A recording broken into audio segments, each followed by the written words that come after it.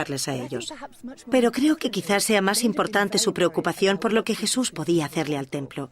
¿Y si Jesús iniciaba alguna revuelta o algunos disturbios en el templo? Es probable que Caifás y los sumos sacerdotes ya conocieran a Jesús. No había muchas cosas que se les escaparan en la ciudad sagrada. Durante la Pascua seguirían cada uno de sus movimientos. Era una situación explosiva por lo que iba a suceder.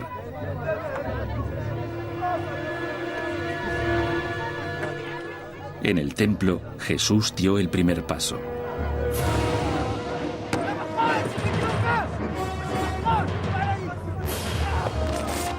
Acusó a los comerciantes y a los vendedores de palomas expiatorias de extorsión y de convertir el templo en una guarida de ladrones. Esta acción fue también un símbolo muy poderoso. Jesús decía que Dios destruiría ese templo y toda su corrupción.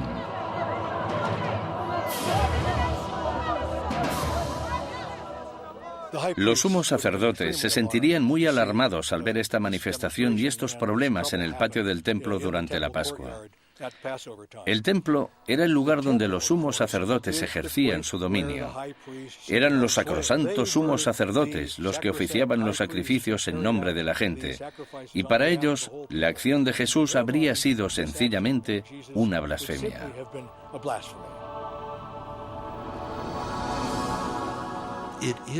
Es un acto de arrogancia. Ese tipo cree que puede entrar en el templo y hacer cosas como esa. Es un insulto. Es un acto que muestra una gran insatisfacción ante el orden de las cosas. Tiene lugar en un momento muy público, en el que cientos de personas podrían haber sido testigos.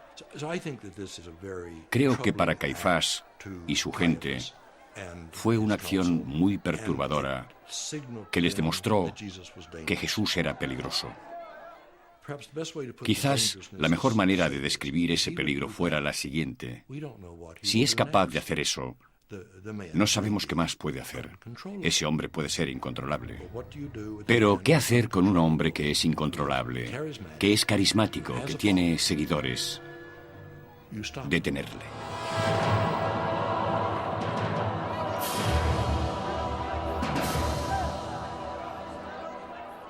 Detener a Jesús es exactamente lo que Caifás se dispuso a hacer. Organizó una reunión secreta de los sumos sacerdotes en su casa, en la Ciudad Vieja. El Evangelio de Matías dice que Caifás les exhortó a pasar a la acción. Jesús debía morir. Discutieron cómo y cuándo. Si mataban a Jesús entonces, en Pascua, podrían haber disturbios en la ciudad. Hablaran de lo que hablaran, sabemos que Caifás decidió atacar. Estamos en mitad de la noche. Las calles de Jerusalén están desiertas. La gente está en casa, celebrando la Pascua. Puede hacerlo en secreto y rápidamente.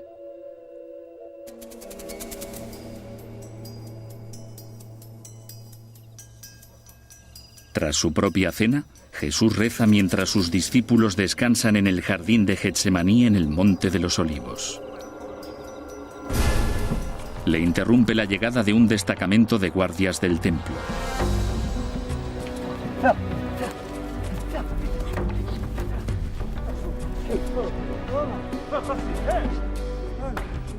Caifás podía decir en su defensa que detener a Jesús era perfectamente legal. Sencillamente había denunciado a un rebelde conocido por poner en peligro la tranquilidad pública. Jesús es llevado ante Caifás y los sumos sacerdotes. No son las acciones de un sospechoso de asesinato. Entonces Caifás lleva a Jesús a juicio. Pero los expertos creen que en este punto Caifás se aparta de la ley. En términos legales, el llamado juicio es un engaño.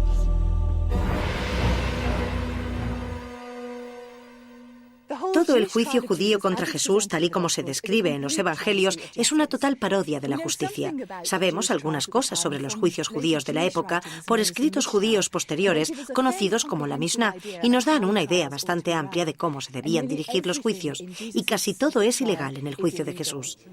Tiene lugar por la noche, lo que era ilegal. No tiene lugar en la habitual cámara del consejo, sino en la casa del sumo sacerdote. Tiene lugar en un día de fiesta, lo que tampoco estaba permitido. Las únicas fuentes por las que sabemos lo que sucedió durante el juicio de Jesús son los 4 evangelios. Varían, pero refuerzan la sospecha de que lo que pasó esa noche no estuvo totalmente en regla. Caifás fue tanto el juez principal como el abogado acusador. Ese fue el papel que asumió la persona que convocó el tribunal. Y los jueces estaban para proporcionarle una tapadera para que se pudiera decir, bueno, fue un juicio justo. Así que montó un furtivo juicio nocturno con aquellos aliados a los que quiso llamar.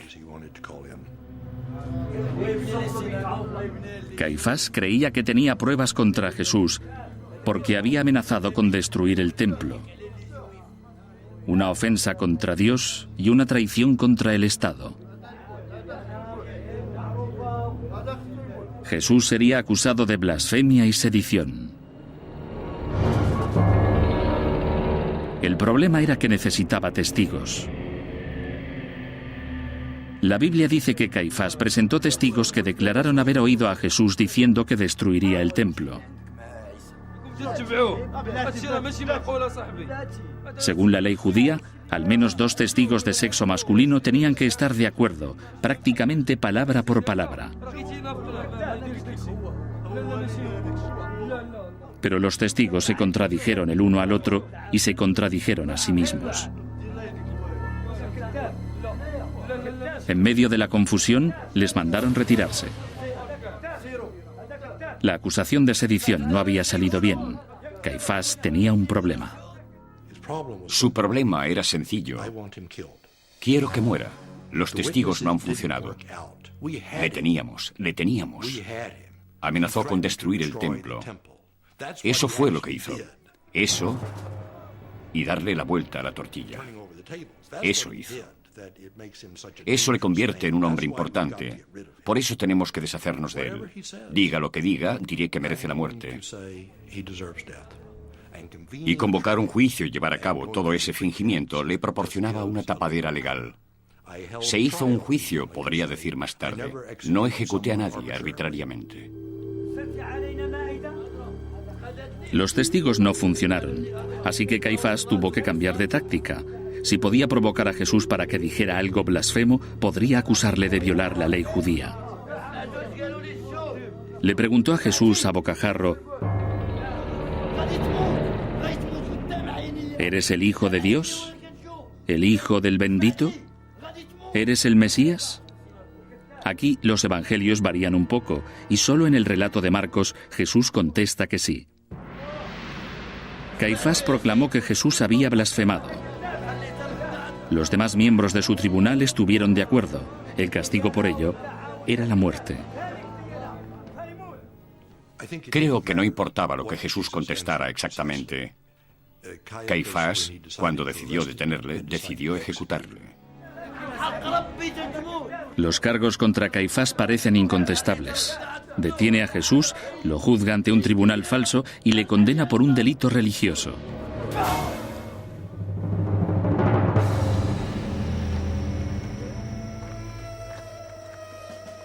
Solo hay un pequeño problema. Judea se halla bajo el puño de hierro de los romanos. Caifás no puede ejecutar una sentencia de muerte.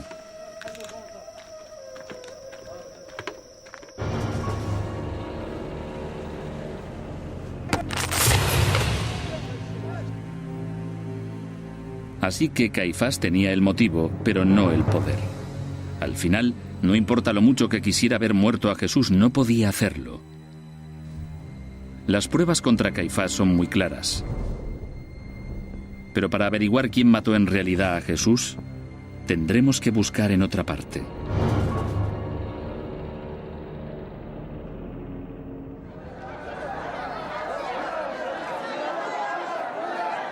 Judea, en tiempos de Jesús, es una provincia judía gobernada por el Imperio Romano. Todo el poder, incluyendo el poder sobre la vida y la muerte, está en manos de un hombre, el gobernador romano Poncio Pilatos.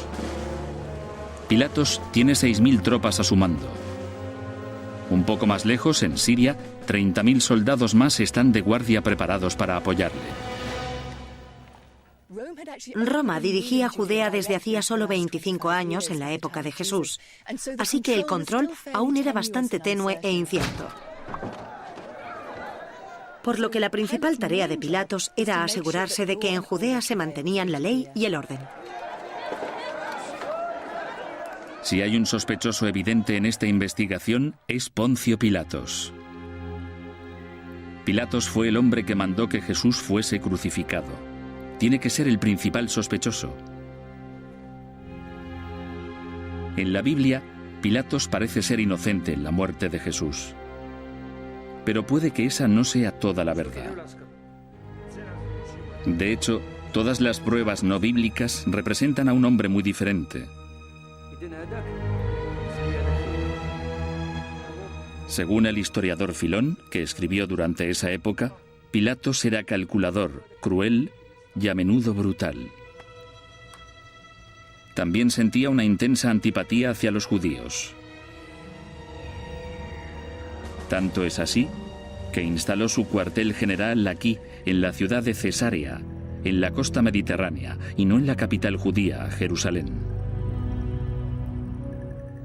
Cesarea estaba a unos 100 kilómetros de Jerusalén, un viaje de 2 días y medio. Poncio Pilatos parece haber sido un hombre arrogante, descarado y particularmente insensible en su trato con los judíos. Probablemente sentía el típico desdén romano por cualquier otra cultura y debía pensar que no estaban tan civilizados como los propios romanos. Pero Pilatos no podía evitar su visita anual a Jerusalén por Pascua. Como gobernador romano de Judea, asistir al festival más importante del calendario judío era parte de sus deberes oficiales.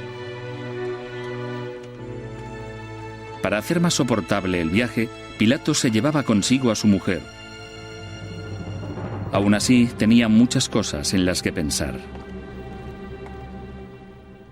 Pilatos habría estado particularmente preocupado por el mantenimiento de la ley y el orden durante la Pascua.